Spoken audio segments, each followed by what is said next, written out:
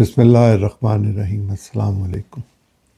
مجھے ایک لمحے کے لیے بھی باوجود اس کے کہ ایران نے باقاعدہ اعلان کیا کہ ان کا ڈیلیگیشن پاکستان میں نہیں آئے گا، ایک لمحے کے لیے بھی یہ محسوس نہیں ہوا کہ مذاکرات نہیں ہوں گے۔ میں تو شروع سے کہہ رہا ہوں کہ مذاکرات ہی ہوں گے، حقیقی حل مذاکرات سے ہی نکلے گا۔ یہ مذاکرات ہیں، کوئی کھیل نہیں ہے، یہ کوئی لوڈو نہیں کھیلی جا رہی۔ دو ایٹمی طاقتیں ایک ایسے ملک کے خلاف جس کی بہت عظیم روایات ہیں، جس کی تہذیب بہت پرانی ہے اور جس کے ساتھ وہ تقریباً 47 سال سے پنگا لینے کی کوشش کرتے ہی رہے ہیں، کئی دفعہ کی، اس کے ساتھ حالت جنگ میں نہیں بلکہ جنگ اس پہ نافذ کر دی، مسلط کر دی۔ کیا خوب ایران نے اپنا دفاع کیا۔ یقیناً ایران کے اندر بموں کی وجہ سے بہت تباہی ہوئی، لیکن کیا اسرائیل میں تباہی نہیں ہوئی؟ کیا سعودی عرب کو نقصان نہیں ہوا؟ کیا کویت کو نقصان نہیں ہوا؟ کیا قطر کو نقصان نہیں ہوا؟ کیا بحرین کو نقصان نہیں ہوا؟ اور کیا یو اے ای بچ گیا؟ نہیں۔ یو اے ای کی حالت تو یہ ہے کہ وہاں لوگوں نے اپنی رقوم جمع کی ہوئی تھی، اپنی دولت اکٹھی کی ہوئی تھی، دنیا کی دولت وہاں سمٹ کر آئی ہوئی تھی، وہاں ٹورزم بوم کرتا تھا، وہاں لوگ جائیداد خریدنے کے لیے لائن میں لگتے تھے، اب بیچنے کے لیے لائن میں ہوں گے، خریدار نہیں ملیں گے۔ یہ سب نقصان ہے جنگ کا جو ایران نے مسلط نہیں کی تھی۔ ایران کے ساتھ امریکہ کے تعلقات میں ایک بات کو ہمیں ذہن میں رکھنا چاہیے کہ پریزیڈنٹ ٹرمپ جو کہتے ہیں وہ کرتے نہیں ہیں، جو کرتے ہیں وہ کہتے نہیں ہیں۔ کبھی کبھی وہ کچھ کہتے ہیں، اس سے الٹ کرتے ہیں، اور کہیں ایک دفعہ ایسا ہوتا ہے سینکڑوں دفعہ میں کہ وہ وہی کرتے ہیں جو وہ کہتے ہیں۔ وہ امریکہ فرسٹ کی بات کر رہے تھے انتخابات سے پہلے، امریکہ فرسٹ تو انہوں نے چھوڑ کے امریکہ لاسٹ کر دیا اور سب سے آگے کر دیا نیتن یاہو کو۔ جب پہلی جنگ ہوئی تھی چند ماہ پہلے ایران اور اسرائیل کے درمیان، جس میں الٹیمیٹلی امریکہ نے آ کے بی بم جو تھے B-2 جو بھی اس کا نام ہے، جس سے بہت بھاری بھرکم انہوں نے بم پھینکے تھے اور یہ کہا کہ ہم نے ایران کا نیوکلیئر کا پورا پروگرام نیست و نابود کر دیا، ڈسمنٹل کر دیا، ختم کر دیا، فنا کر دیا، قابل ہی نہیں رہیں گے۔ اب دوبارہ وہ یہی کچھ ہی کہہ رہے ہیں۔ وہ ایران کی رجیم کو جس طرح بھی انہوں نے چینج کیا، ایک تبدیلی تو بہرحال انہوں نے کی کہ ایران کی لیڈرشپ کو قتل کر دیا۔ ایران کی لیڈرشپ کو اندازہ تھا کہ ہماری جانوں کو نقصان ہوگا، لیکن ان کی اولو العزمی اپنی جگہ پر، انہوں نے شہادت کو قبول کیا۔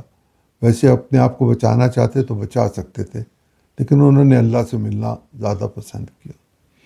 نہیں کہ عادت زیادہ سخت گیر ہے، وہ اپنے رویے میں کم لچک پیدا کر رہی ہے۔ جیسا امریکہ کرتا ہے یا جیسی امریکہ اسٹیٹمنٹ دیتا ہے یا امریکہ کے پریزیڈنٹ اور باقی لوگ اسٹیٹمنٹ دیتے ہیں، اسی طرح کی اسٹیٹمنٹ ایران کی طرف سے آ جاتی ہے۔ وہ یہ کہتے ہیں کہ اگر آپ جنگ کرنا چاہتے ہیں تو ہم ابھی بھی تیار ہیں، لیکن جنگ مسائل کا حل نہیں ہے۔ مسائل کا حل میز ہے، میز پہ بیٹھو بات کرو، اور جیسی بات تم کرو گے ویسی ہی ہم کریں گے۔ آج بات سننے میں آئی کہ 10 پوائنٹس پر، یہ 10 پوائنٹ تو کئی روز پہلے، یہ تو 11 اپریل کو جب مذاکرات ہوئے تھے اس سے پہلے ایران نے دیے تھے، لیکن ایران نے 15 نکات دیے تھے، امریکہ کے 10 نکات تھے۔ جب ہم نے مشاورت کی تھی ہماری حکومت نے مختلف ممالک کے ساتھ، تو اس کے نتیجے میں پھر ہمارے وزیر خارجہ چائنا تشریف لے گئے تھے، اور چائنا کے ساتھ مل کے 5 پرپوزلز تیار کی گئی تھیں جو پبلکلی موجود ہیں، اور ان پرپوزلز پر پھر بات آگے چلی تھی۔ گویا اس میں چین، ایران تو ہے ہی، امریکہ بھی ہے، اسرائیل بھی ہے، لیکن سعودی عرب، مصر، ترکی، پاکستان، اور وہ چلے جائیں آسٹریلیا، فرانس، جرمنی، پیرس، مطلب جو بھی آپ کوئی نام لیں، وہ ملک یہ چاہتا ہے، وہ شہر یہ چاہتا ہے کہ یہ جنگ ختم ہو۔ اس جنگ کو عارضی طور پر معطل کیا گیا ہوا ہے، لیکن اگر یہ جنگ جاری رہنی ہوتی تو یقیناً وہ کچھ نہ ہوتا جو ہو رہا ہے۔ میں اس کا بھی ذکر کرتا ہوں آپ کے ساتھ۔ یہ سننے میں آیا آج علیہ صبح کہ ایران نے پاکستان کو مطلع کر دیا ہے کہ ہم نہیں آ رہے۔ کر دیا ہوگا، یقیناً کر دیا ہوگا، چونکہ بات یہ ایسی تھی کہ ایران کا ایک جہاز جو چین سے آ رہا تھا، اس پر امریکہ نے بحر عمان میں حملہ کیا، قبضہ کر لیا اور اس کی تلاشی لے رہے ہیں۔ یہ جہاز چین سے آ رہا تھا۔ ہمیں یاد ہے کچھ دن پہلے امریکہ نے چین پر الزام لگایا تھا کہ آپ ایران کو اسلحہ دے رہے ہیں، جس کا چین نے جواب دیا تھا کہ ہم کوئی ایسا اسلحہ ایران کو نہیں دے رہے، ہم کوئی ایسی مدد نہیں کر رہے۔ انہوں نے دو ٹوک الفاظ میں یہ کہا تھا کہ ہم کوئی اسلحہ مہیا نہیں کر رہے۔ ممکن ہے ان کے درمیان کوئی آرمز ڈیل ہو جو نارمل حالات کے لیے ہوتی ہے، بہت سارے ملک آپس میں کر کے رکھتے ہیں، ایک دوسرے سے اسلحہ خریدتے ہیں، اسلحہ فروخت کرتے ہیں۔ خود امریکہ کا سب سے بڑا کاروبار اسلحہ بنانا اور فروخت کرنا ہے۔ کیا امریکہ کا اسلحہ سعودی عرب کے پاس نہیں ہے؟ کیا پاکستان کے پاس نہیں ہے؟ کیا انڈیا کے پاس نہیں ہے؟ کیا اسرائیل کے پاس نہیں ہے؟ کہاں نہیں ہے؟ دنیا میں 750 جگہوں پر انہوں نے اپنے اڈے قائم کر رکھے ہوئے، اپنی فوجیں انہوں نے تعینات کی ہوئی ہیں، اور اس کے نتیجے میں انہی کا اسلحہ ہوگا نا۔ وہ روس سے اسلحہ لے کے تو اپنی حفاظت نہیں کریں گے، اپنے اسلحے کے ساتھ اپنی حفاظت کریں گے، اور انہیں گھمنڈ ہے اپنے اسلحے پر، انہیں زوم ہے اپنے اسلحے پر، لیکن ان کے جہاز بھی گرے، ان کو نقصان بھی ہوا۔ وہ سب کچھ جو وہ کہہ رہے تھے وہ غلط بھی ثابت ہوا۔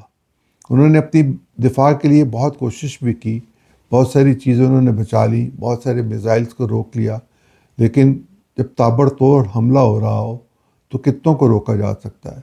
اور اب تو ٹیکنالوجی کی جنگ ہوگی۔ اور ذرا غور کیجئے، یہ ٹیکنالوجی کسی زمانے میں جاپان کے پاس ہوا کرتی تھی، امریکہ کے پاس بہت اچھا اسلحہ ہوتا تھا۔ کہتے ہیں کہ اگر جنگ لڑنی ہو تو 3 چیزوں کی ضرورت ہے: ٹیکنالوجی، ویپن اور آئیڈیالوجی۔ ذرا غور کر کے دیکھیے چین کی ٹیکنالوجی کہاں جا کھڑی ہوئی ہے، امریکہ سے بہتر ہے، اور چین کے پاس دولت کی بھی کوئی کمی نہیں ہے۔ دنیا میں سب سے زیادہ ڈالر جس ملک کے پاس ہے وہ چین ہے، وہ امریکہ نہیں ہے۔ امریکہ مقروض ہے، دنیا کے اہم ترین ملک ہونے کے باوجود انتہائی مقروض ملک ہے، جس کی حالت خراب ہونی شروع ہو چکی ہوئی ہے معاشی طور پر۔ اور اگر پیٹرو ڈالر کا سلسلہ بند ہو گیا یا کم ہو گیا، 30% بھی کم ہو گیا، تو امریکہ میں افراط زر بہت زیادہ ہوگا، مہنگائی بہت زیادہ ہوگی، صنعتیں بند ہو جائیں گی، لوگ چیخ و پکار کریں گے، نوکریوں سے لوگوں کو نکال دیا جائے گا۔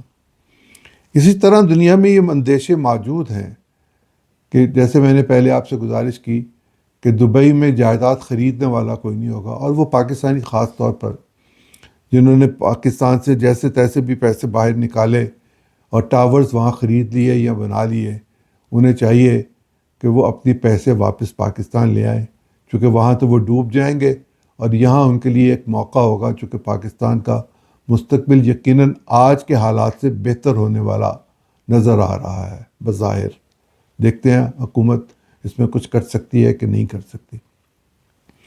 ہمارے وزیر داخلہ جو ایران گئے ہوئے تھے چیف آف ڈیفنس اسٹاف کے ساتھ یا ڈیفنس فورسز کے ساتھ، وہ 3 دن وہاں رہے تھے ان کے ساتھ، گویا ہر میٹنگ میں موجود تھے، خود بھی انہوں نے کچھ الگ سے میٹنگز کی تھیں۔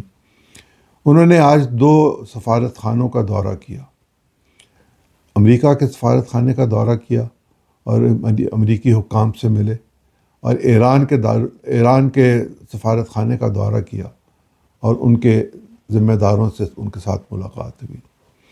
چین کے صدر نے سعودی فرما روا تو نہیں، سعودی کراؤن پرنس کے ساتھ، ولی عہد کے ساتھ گفتگو کی۔ یقیناً وہ گفتگو امریکہ تک چلی گئی ہوگی، اور امریکہ کے صدر نے اٹھ کے جو پہلی صبح گفتگو کی، اس گفتگو میں انہوں نے فرمایا کہ JD وینس کا جہاز کچھ گھنٹوں میں پاکستان لینڈ کر جائے گا، اور یہ بھی بات کہی جا رہی ہے کہ شاید اگلے 2 دن میں 3 دن میں وہ خود یہاں تشریف فرما ہوں گے، اور ایران کے پریزیڈنٹ بھی آئیں گے۔ لیکن ایران کی جو بات آئی ہوئی ہے سامنے، ذرا اس کو پہلے مکمل کر لوں۔ جیسے میں نے آپ سے کہا کہ یہ جنگ ہے، کوئی لوڈو کا کھیل نہیں ہو رہا.